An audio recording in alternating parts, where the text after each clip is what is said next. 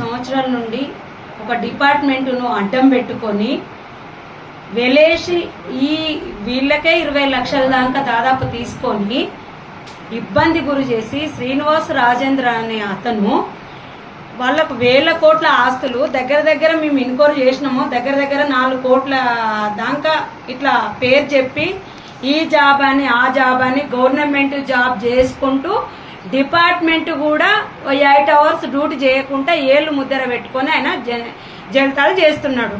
ఆయనకు 4-5 అపార్ట్మెంట్లు ఉన్నాయి. మీ గతంలో పేపర్లో వచ్చినా కూడా వాళ్ళు ఆయన కూడా ఒక హెల్త్ డిపార్ట్మెంట్ ఎంతో మంది ఫీజులు చదివి ఇవ్వాలి, రేపు జాబులు వేయకుండా ఉంటే ఏ తల్లిదండ్రులు కూడా ఆశపడి నా కొడుకు ఒక స్థాయిలో ఉంటారని అప్పసొప్పు కట్టి పుస్తమటలు అంపి కట్టిన వాళ్ళు కూడా 1000 మందిలో ఉన్నారు. అలాంటి 1-2 లక్షలు ఒక్కొక్క మనిషి దగ్గర తీసుకొని 20 లక్షల దాకా తన దగ్గర తీసుకొని ఆయన కూడా ఒక ఆఫీసర్ కదా, నా తోటి ఆఫీసర్ నాకు మోసం చేయడానికి కట్టించినప్పుడు ఆయనను బెదిరించి చంపుతానని వాళ్ళ ఫ్యామిలీ కూడా తెడ్డు ఉంది. ఇప్పుడు చంపుతానని బెదిరిస్తున్నాడు రాజేంద్ర శ్రీనివాస్ అనేటైనా. గతంలో పిఎస్ దగ్గర పోతే కూడా బడాబాబులతోని 4 కోట్లు ముడ్డి కింద పెట్టుకొని పోతే 50 లక్షలు పోతాయిరా మీకు డబ్బులు ఇవ్వను అని బెదిరిస్తున్నాడు. ఎంతమందిని బెదిరించినా కూడా వెలేసి చూపిస్తున్నాడు. మేము ఒక్కటే అంటున్నాము, ఈ రోజు ప్రెస్ మీటింగ్ పెట్టిన కారణం ఏంటంటే శ్రీనివాస్ రాజేందర్ తస్మా జాగ్రత్త, డబ్బులు ఏడికి పోవు. ఆ పెద్ద ఆయన చెప్పడానికి చేత కావట్లే. మొన్న ఆయనకు పక్షవాతం లాగా వచ్చింది, ఆయనను హాస్పిటల్లో జాయిన్ చేసినాం. ఆయనకు 2 ఏళ్ళ సర్వీస్ ఉంది, ఈ గార్డిగానికి 10-12 ఏళ్ళ సర్వీస్ ఉందట. ఎందుకంటే మేము ఇప్పుడు కాక ఈ ప్రెస్ మీటింగ్ ద్వారా డిపార్ట్మెంటు ప్రజావాణిలో ఇచ్చినా కూడా పట్టించుకోవట్లే. కానీ రేపటి నుండి వాని ఇంటి ముందే 10 days కూర్చుంటాం. ఆయన ఎక్కడ హెల్త్ డిపార్ట్మెంట్ లో చేస్తుండో ఆ హెల్త్ డిపార్ట్మెంట్ నే కూర్చుంటాం. వాడు లోపలికి పోతాడా బయటకు వస్తాడా, వాడు వీళ్ళ డబ్బులు ఇచ్చేదాకా వదిలేదు లేదు. మేము ఒకటే అంటున్నాం, పేద ప్రజలను ఎంతమందిని వెలేసి తీసుకొని డబ్బులను ఈ ఉద్యోగాలు అడ్డు పెట్టి ఎంతమందిని జీవితాలు ఆగం చేస్తుండో ఆయన కుటుంబం ముందు ఉంటాము, ఈయన ఆఫీస్ ముందు ఉంటాం. దయచేసి డిపార్ట్మెంట్కి ఒకటే అంటున్నాం, అయ్యా చట్టాలు తన పని తన చేస్తారు కానీ ఉన్న వాళ్ళకి చేయకండి. వాళ్ళు ఎట్లయినా బయటపడతారు. వీళ్ళు పాపము వెనుకబడిన వాళ్ళు. ఆయన పెద్ద ఆ ఉద్యోగం మీద ఆశపడి ఆ పిల్లలను జీవించే జీవిలో కూడా తన భార్య ఇక్కడనే కూర్చున్నది, పుస్తమట్టలు లేకుండా అన్ని అప్పులు చేసుకొని ఉన్నారు. వడ్డీ తెచ్చి ఇచ్చిందట 5 రూపాయలు 10 రూపాయల వడ్డీకి ఆశపడి. దయచేసి గవర్నమెంట్ ఒకటే అంటున్నా, ఆయన డిపార్ట్మెంట్ నుండి తొలగించండి, వాళ్ళ డబ్బులు వాళ్ళకి ఇప్పియాలని నేను కోరుకుంటున్నాను. డబ్బులు పెట్టాను ఏమని చెప్పినా వినలేదు. నా మాట నాతోటే డ్యూటీ చేస్తాడు. మా డిపార్ట్మెంటే నాకు దగ్గరికి వస్తే అని ఆయన అందరి డబ్బులు వసూలు చేసి అందులోకి ఇచ్చేసి ఒకసారి నేను అడిగిన సార్, నేను పేదలను సార్ ఇంటి ముంగట వాళ్ళు వదిలిపెట్టాను, నేను చేసుకుంటే తిన్నట్టు లేకుంటే లేదు సార్, మాకు ఏం లేదు, డబ్బులు ఇప్పియండి సార్. ఆయనేమో మీ చుట్టూ తిరుగుతాడు అని అంటే ఆయన ఏమన్నాడంటే నాతో ఫోన్లో ఫస్ట్లా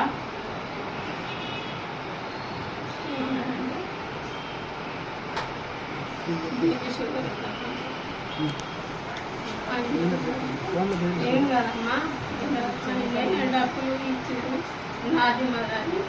ఆయనకు ఒక్కొక్కటి 20 లక్షల కారు ఉన్నది. ఒక్క కారు అమ్మితే నీ డబ్బులు పోతాయి, ఏం బాధపడకమ్మా, మీ డబ్బులు మీకు ఇప్పిస్తా. ఆ డబ్బులు ఇవ్వకపోతే ఆయన ఇంటి ముందు మేము ఆత్మహత్య చేసుకునే పరిస్థితి వచ్చింది. నా కొడుకు మేము అందరం రోడ్డు మీద పడ్డాం. నా బంగారం మొత్తం అమ్మి ఇంటి ముందు వచ్చిన వాళ్ళకి ఇచ్చిన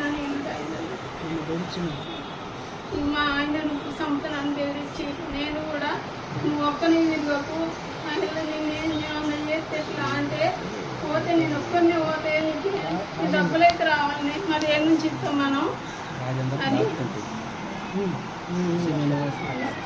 ఆయన నాకు చెప్పాడు. డబ్బులు ఇవ్వకపోతే ఇప్పుడే మేము నా కుటుంబంతో సహా మేము ఈయనే పాలన తీసుకునేది ఉన్నది. మందు డబ్బు కలుసుకొని మాకు ఇంటికి పోయే పరిస్థితి లేదు. మా ఇంటి ముందు వచ్చి మమ్మల్ని ఇజ్జత్ మానం చేస్తారు. మా ఆయనను కాళ్ళు చేతులు ఇరగొట్టి మా ఇంటి ముందు యాప చెట్టు ఉంది, యాప చెల్లు ఆలడి తీస్తా బాడుకోమని తిడతారు. మీ ఇంటి ముందు ఊరేసుకొని సత్తామరా, మా పైసలు ఇవ్వకపోతే మనకి మా ఇంటికి వచ్చి వాళ్ళు తిట్టడు. వాళ్ళు తిడితే వాళ్ళందరికీ బాధలకు ఆగలేక నాకు ఉన్న బంగారం మొత్తం అమ్మి నేను వాళ్ళకి ఇచ్చేసిన. ఇప్పుడు నాకు తినవదాం అంటే తిండి లేదు, నా పిల్లలకేం ఆధారం లేదు, నాకేం ఆధారం లేదు. నేను పురుగుల మంది ఆగి సత్తం వాళ్ళు పైసలు ఇవ్వకపోతే గవర్నమెంట్ అందరికీ నమస్కారం చెప్తాను. తండ్రి నీ బాధ్యత. Ramagunda mandal new మారడుపాట, Ramagunda mandal division.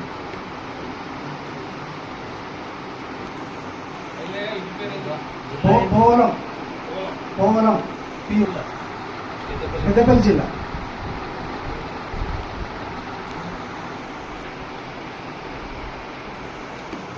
రెండు 2006లో శ్రీనివాస్, పాపాని శ్రీనివాస్, సన్నాపు సత్యనారాయణ నాగపల్లిలో ఆయన చేస్తాడు, నేను ఇక్కడ బంటారం వికారాబాద్లో చేస్తాను, హెల్త్ అసిస్టెంట్ చేస్తాను నేను. అయితే 2015 వరకు,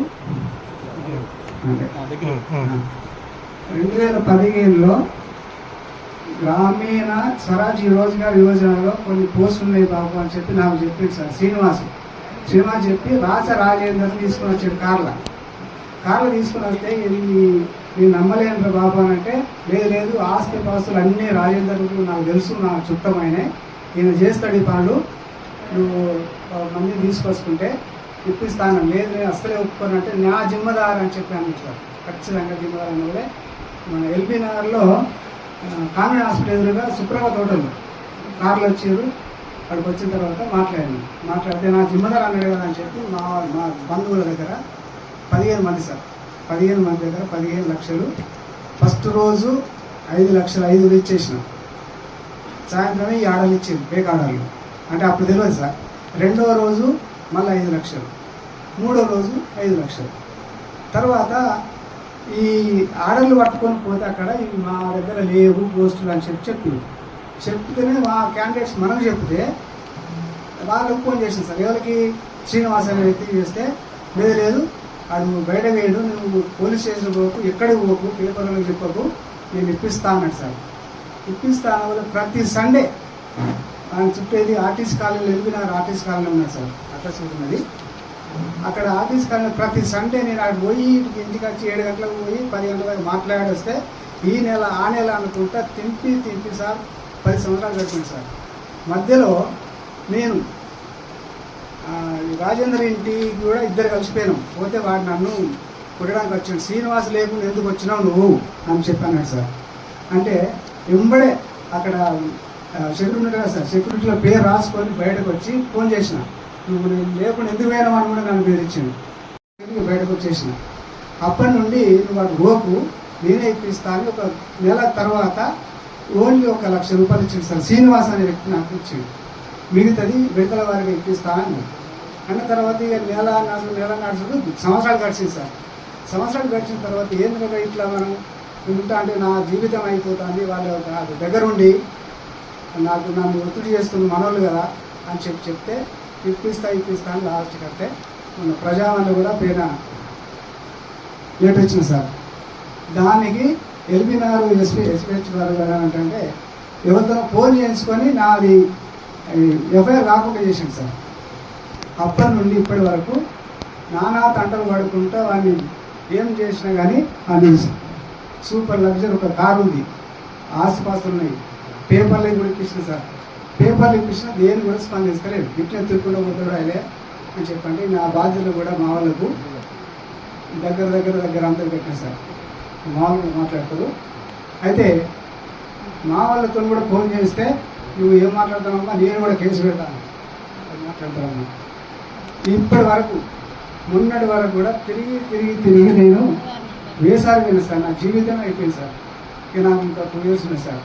దానికి 12 సంవత్సరాలు ఉన్నాయి. ఎవరు? శ్రీనివాస్ డిఎంహెచ్ ఆఫీసు చదువు చేస్తాడు. ప్రెసిడెంట్ అడ్రస్ ఆయనకి ఏంటంటే నారపల్లిలో హెల్త్ అసిస్టెంట్ చేస్తాడు. డిప్యూటీ చేసుకొని చేస్తున్నాడు ప్రెసిడెంట్గా. ఇక తిరిగి అంటే నా దోస్తులు ఇట్లా చేస్తా అంటే ఇక నేను మాట్లాడే పరిస్థితులు కూడా అంతా నాకు జీవితం మొత్తం నాకు కుటుంబాన్ని వెలివేసినట్టు అయిపోయింది సార్. అట్లా ఆ రకంగా నేను తిరిగి ఏ రోజు కూడా నేను అట్టగలేదు సార్. ప్రతి వారం తిరుగుకుంటూ నా లైఫే స్పైల్ అయిపోయింది. నా కుటుంబం మీద పడ్డది. వాళ్ళందరూ వచ్చి నాకు ముందు పెట్టుడు ఇక అని చెప్పి నేను కొన్ని డబ్బులు ఇచ్చిన ఆల్రెడీ. ఇక తిరిగి వేసారితే ఇక అందరూ రాలేదు.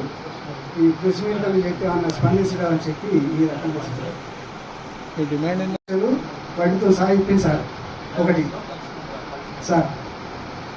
రెండవది ఈ ఇప్పిస్తే నేను ఏ దానికి ఇక నాకు ఆయనతో సంబంధం లేకుండా చేసేస్తా.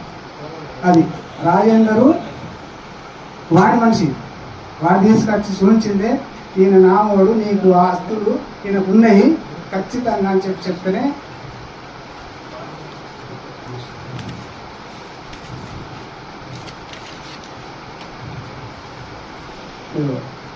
పాపాని శ్రీనివాస్ సత్యనారాయణ హెల్త్ అసిస్టెంట్ నారపల్లి. ఫస్ట్లో సార్ ఇక్కడ ఎల్బీ నగర్ 2వ స్ట్రీట్లో ఆర్టీసీ కాలనీలో ఉండే. ప్రతి వారం పోతా అంటే నా బాధ భరించలేక అక్కడి నుంచి కూడా ఏది రూమ్ కాల్ చేసుకున్నాడు ఒకటి. రెండవది ఈ రాజేందరు మునగనూరు అయత్ నగర్లో ఉంటుంది సార్. ఇక్కడ మీకు స్టేట్మెంట్ ఇస్తా, ఇల్లు అన్నీ ఉన్నాయి. అవి ఇవన్నీ చూపించిండు, అన్ని ఆస్తులు ఉన్నాయి సార్. మీరు రూపాయి కూడా ఎటువంటి నేను తెప్పిస్తా అంటేనే నేను ఇప్పించిన సార్ 15 మంది వడ్డీతో సహా నాకు ఇప్పించాలి. జాబ్సా ఇక్కడ గ్రామీణ రోజ్గార్ యోజనలో అటెండరు, పంచాయతీ సెక్రటరీ,